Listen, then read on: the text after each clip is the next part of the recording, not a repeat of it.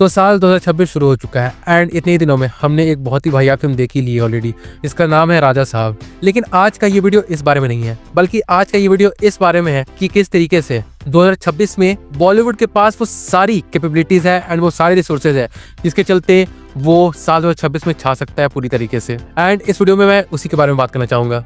तो चलिए बिना थोड़ा भी वक्त गवाए हम आते सीधा इस मुद्दे पे और बात करते हैं इस बारे में। तो देखिए, जब कोरोना जैसी भारी बीमारी मतलब राजा साहब से मैं जूझ ही रहा था कि उसी वक्त मुझे पता चला कि बॉलीवुड की तरफ से विशाल भारद्वाज की फिल्म जिसमें स्टार हो रहे हैं Shahid Kapoor, Avinash Tiwari, Nana Patekar, Tamannaah Bhatia, Farida Jalal and Disha Patani along with Tripti Dimri, इनकी एक फिल्म आ रही है जिसका नाम है ओ रोमियो। एंड उस फिल्म का टीजर मुझे काफी ज्यादा एक्साइटिंग लगा, मतलब इतना ज्यादा एक्साइटिंग कि मैं इस फिल्म के लिए टोटली इन हूँ। और साल 2026 के दूसरे महीने में मतलब फरवरी 13 2026 में आ रही है ये फिल्म। एंड जिस तरीके से हाल फिलहाल से बॉलीवुड का टोन बदला है, या फिर कह सकते हैं बॉलीवुड की ऑडियंस का जो टोन बदला है, जहाँ पर वो इस तरीके की फिल्मों को टोटली एक्सेप्ट करने के रेडी है जो कि ए रेटेड होती है, जिसमें बहुत ही भारी वॉयलेंस होता है, सेक्स होता है, ये सारी चीजें एक्सप्लिसिट अमाउंट पे होती है। एंड देखने से लग रहा है कि मे बी ओ रोमियो इस सारे स्टैंडर्ड्स पे खरी उतरने वाली है। एंड अगर फिल्म अच्छी निकली, मतलब वॉयलेंस वाला पार्ट बहुत ही ज्यादा ग्रेट लेवल का ना हो, लेकिन कहानी अगर सच में इंटरेस्टिंग हो, देन ऑडियंस इस फिल्म की तरफ दौड़ के जाएगी। और ये फिल्म बॉलीवुड का 2026 का पहला ऐसा प्रोजेक्ट हो सकता है जो बॉलीवुड के लिए 2026 को एक ग्रेट स्टार्ट बना दे। फिर अगर हम आगे बढ़े तो 2026 के तीसरे महीने में हमें एक ऐसी फिल्म देखने को मिलने वाली है जिससे एक्सपेक्टेशन ऑल टाइम हाई है। जी हाँ, मैं बात कर रहा हूँ धुरंधर पार्ट 2 की। अब देखा जाए तो मैं यही कहूंगा कि इस फिल्म से उम्मीद क्यों ना हो। और अब अगर आगे किसी ने कहा कि चलो ठीक है धुरंधर पार्ट 1 बहुत अच्छी निकली, लेकिन इस मतलब ये नहीं है कि हम धुरंधर पार्ट 2 से बहुत ही ज्यादा एक्सपेक्टेशन लगाते हुए जाएंगे। प्लीज ऐसा खुद भी कमेंट में मत लिखना, क्योंकि धुरंधर 1 ने एक्सपेक्टेशन और अपनी बार को इतना हाई सेट कर दिया है कि इस फिल्म से मिनिमम एक्सपेक्टेशन या फिर लो एक्सपेक्टेशन रखना वो एक तरीके का ब्लास्फेमी होगा। और जैसा कि आर माधवन ने एक इंटरव्यू में ये कहा है कि अगर आपको धुरंधर पार्ट 1 पसंद आई है, then just wait for Dhurandhar part 2, wait till you see Ranveer Singh in Dhurandhar part 2। और देखो, ये स्टेटमेंट मुझे काफी ज्यादा सही और लेजिटिमेट लग रहा है, और उसी का कारण ये है कि हमें जब धुरंधर पार्ट 1 का टीजर और ट्रेलर दिखाया गया था, तो उन दोनों मटेरियल में हमें से कई सारे सीन्स देखने को मिले हैं जो हमें फिल्म में देखने को नहीं मिल पाए हैं, मतलब पार्ट 1 में देखने को नहीं मिल पाए हैं। और इस चीज को मद्देनजर रखते हुए हम ये कह सकते हैं कि definitely Dhurandhar 2 in terms of violence, in terms of sound track, in terms of characters, हर चीज में अपने प्रेडिसेसर को सरपास करने की क्षमता रखता है। इसलिए धुरंधर पार्ट 2 से एक्सपेक्टेशन तो ऑल टाइम हाई है। अब जिस तरीके का एक्सपीरियंस धुरंधर पार्ट 1 ने दिया, उस तरीके का एक्सपीरियंस धुरंधर पार्ट 2 दे पाती है, या फिर अगर देती है तो केवल उसके लेवल तक या फिर उसको सरपास कर पाती है या फिर नहीं, ये देखना बस बाकी रहेगा। बाकी तो हम धुरंधर पार्ट 2 के ट्रेलर आने के बाद ही कुछ और डिस्कस कर पाएंगे। बट अभी के लिए कहूँ तो yes, I am all excited and I am all in for Dhurandhar part 2, जो कि आने वाली है 19 मार्च 2026 को। इसके बाद अगर हम आगे बढ़े और देखें अप्रैल के महीने में, तो इस महीने में सलमान खान की फिल्म आने वाली है जिसका नाम रखा गया है बैटल ऑफ गलवान। अब हाँ, मैं इस चीज को यहाँ पर भी रिपीट करूंगा कि इसका जो पहला लुक आउट किया गया वो बढ़िया नहीं था, मतलब ऐसा कुछ नहीं था जिसे देखकर हम कह सके जी हाँ कि इस बार हम बहुत टाइम बाद कह सकते हैं कि Salman Khan is already to rule 2026। अब अगर देखा जाए तो इस फिल्म के पास कई सारे रिसोर्सेज है एंड कई सारे ऐसे मटेरियल है जिसके चलते ये फिल्म एक बहुत बड़ी फिल्म साबित हो सकती है। जैसे ये एक बहुत ही रिसेंट इवेंट पर आधारित है, एंड जब ये फिल्म रिलीज होगी या फिर इस फिल्म का केवल ट्रेलर रिलीज होगा, उसके बाद आप देखना एक बहुत ही बड़ी कंट्रोवर्सी छिड़ जाएगी, खास करके इस चीज को लेकर कि जिस सब्जेक्ट पे ये फिल्म आधारित है, मतलब जिस रियल स्टोरी पे ये फिल्म आधारित है, उसे आज तक चाइना पूरी तरीके से नेग्लेक्ट करता हुआ आया है। मतलब वो इस चीज को मानने को बिल्कुल भी तैयार नहीं है कि बैटल ऑफ गलवान में उसके कई सारे सैनिक मारे गए थे। और सलमान खान मतलब इंडिया के one of the biggest superstars of all time इस पार्टिकुलर सब्जेक्ट पे फिल्म लेकर आ रहे हैं, तो डेफिनेटली सी ये बात है कि इंटरनेशनल मीडिया में भी इस फिल्म के बारे में बात होगी ही होगी। बस आगे उम्मीद यही है कि इस फिल्म को अच्छी तरीके से बनाया जाए, pure dedication, pure hard work इस फिल्म में देखने को मिले। और जब इस फिल्म का फाइनल रिजल्ट, मतलब ये फिल्म खुद जब रिलीज हो अप्रैल में, तो ऑडियंस में भी सलमान खान के एक नए लुक को अपनाने के लिए रेडी हो जाए। बट अभी के लिए बस हम वेट करते हैं एंड देखते हैं जब फिल्म रिलीज होगी तो इस फिल्म को लेके लोगों का ओपिनियन किस तरीके का बनता है। बस इसके बाद हम अगले महीने में बढ़े, मतलब मई 2026 में, तो वहां पर हमें एक ऐसा कोलैब देखने को मिलने वाला है जिसके लिए एक टाइम पे बॉलीवुड जाना जाता था। जी हाँ, मैं बात कर रहा हूँ अक्षय कुमार और प्रियदर्शन सर की फिल्म भूत बंगला की। और आप तो जानते हो कि आज के टाइम पे हॉरर कॉमेडी का तो एक ट्रेंड चला हुआ है, जहाँ पर हर production house and maximum actor चाहता है कि वो एक हॉरर कॉमेडी फिल्म का पार्ट हो जो बॉक्स ऑफिस पे तबाही मचा दे। एंड इसी उम्मीद के साथ प्रियदर्शन सर अक्षय कुमार जी के साथ लेके आ रहे हैं अपनी फिल्म भूत बंगला। अब देखो, इस डुओ ने पहले बहुत सारी अच्छी अच्छी फिल्म डिलीवर की है जो आज के टाइम पे भी कॉमेडी फिल्मों के मामले में क्लासिक मानी जाती है।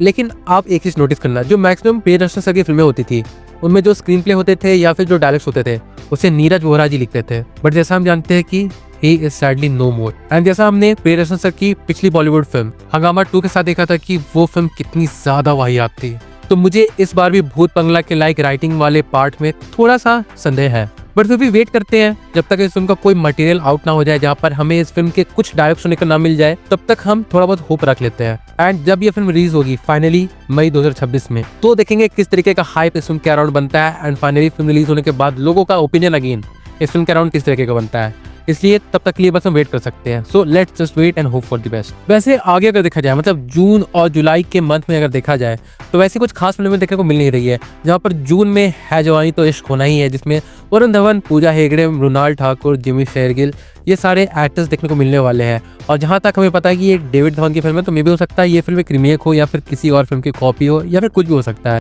तो इस फिल्म से उतनी ज़्यादा उम्मीद तो नहीं है। एंड जुलाई के मंथ में भी अभी हमें ऐसे कोई फिल्म की अनाउंसमेंट सुनने को नहीं मिली है जिसे लेकर हम कह सकते हैं कि जुलाई में भी बॉलीवुड रूल कर सकता है। इसलिए हम सीधा जून और जुलाई को स्किप करके चलते हैं अगस्त की तरफ, जहां पर अगस्त में हमें एक ऐसी फिल्म देखने को मिलने वाली है जिसमें ये गूदा है कि वो इस साल की बॉलीवुड की हाईएस्ट ग्रॉसिंग फिल्म की लिस्ट में आ सकती है। जी हाँ, मैं बात कर रहा हूँ रणबीर कपूर, आलिया भट्ट, विकी कौशल एंड संजय लीला भंसाली की फिल्म लव एंड वॉर की। और देखो, इस फिल्म के साथ ऐसे कई सारे फैक्टर्स इन्वॉल्व हैं जो इसे हाईएस्ट क्रॉसिंग फिल्म 2025 बना सकती है। जैसे सबसे पहले 2023 के दिसंबर के बाद ये रणबीर कपूर की पहली फिल्म होने वाली है। मतलब एनिमल के बाद ये उनका अगेन से कमबैक मूवी होने वाला है, जहां पर एनिमल ने 500 करोड़ का नेट कलेक्शन निकाला था हिंदी मार्केट से। उसके बाद इस फिल्म में जो दूसरे लीड एक्टर है विकी कौशल, उनकी भी जो पिछली फिल्म थी छावा, उसने तो 600 करोड़ का नेट हिंदी में कलेक्शन निकाल लिया था। तो ये दो बहुत बड़े फैक्टर्स इन्वॉल्व हैं इस फिल्म में। उसके बाद अगर हम कहें तो ब्रह्मास्त्र के बाद आलिया भट्ट एंड रणबीर कपूर की जोड़ी हमें फिर से देखने को मिलने वाली है। और जिस तरीके से रणबीर कपूर और आलिया भट्ट की केमिस्ट्री को अंडर यूटिलाइज किया गया था in the film Brahmastra part 1, may be यहाँ पर वो चीज दोबारा से ना देखने को मिले। मैं बस यही कहूंगा, क्योंकि हम जानते ही है कि संजय लीला भंसाली एक ऐसे डायरेक्टर है जिससे मैक्सिमम बॉलीवुड की ऑडियंस को उम्मीद रहती है। एंड भले ये डायरेक्टर कैसे भी फिल्म बना दे, वो ट्रेंड में आ ही जाती है। इसलिए इस फिल्म के लिए आई एम ऑल एक्साइटेड। और उसके बाद अगर हम अगस्त से बढ़ के सितंबर की तरफ जाए, तो सितंबर में भी अभी ऐसी कोई फिल्म अनाउंस तो फिलहाल के लिए नहीं हुई है जिसे लेकर ऑडियंस बहुत ज्यादा हाइप्ड अप हो जाए।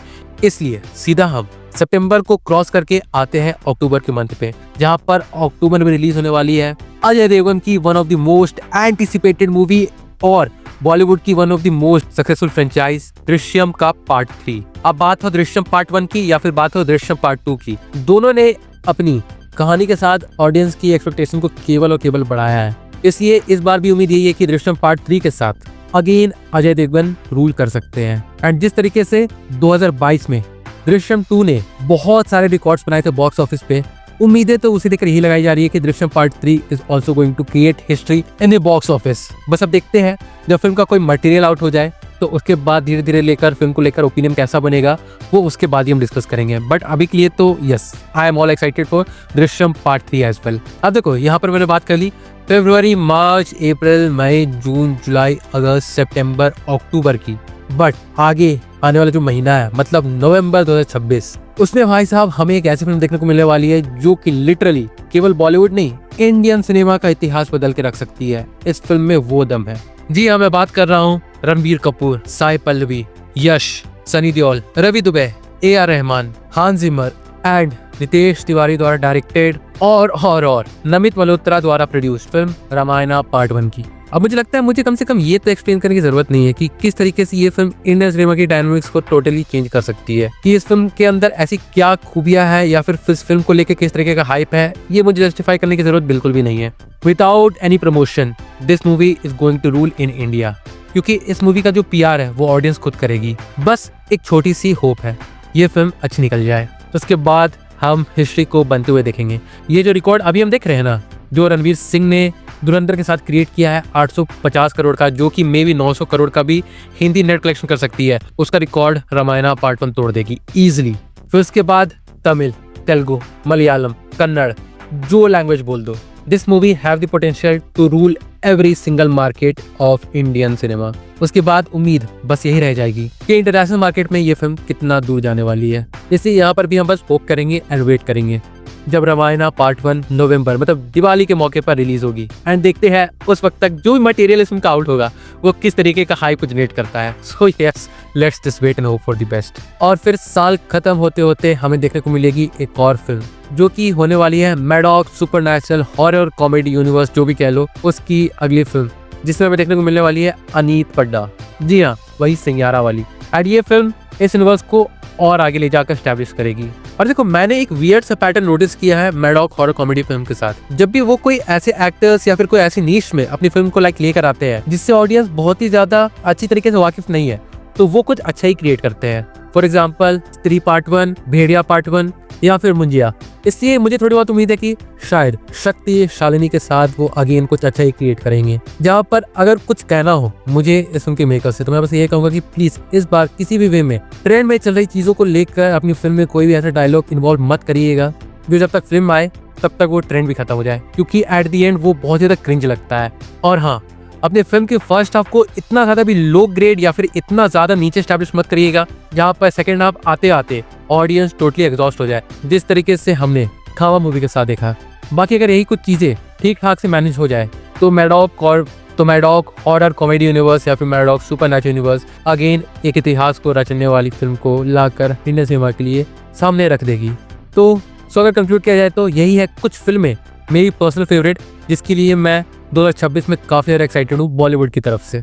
एंड यस, अगर ये सारी फिल्में उस तरीके से वर्क कर जाए जिस तरीके से इन्हें करना भी चाहिए, देन हम इतिहास को बनते हुए देखेंगे। 2026 फिर से बॉलीवुड के नाम होगा।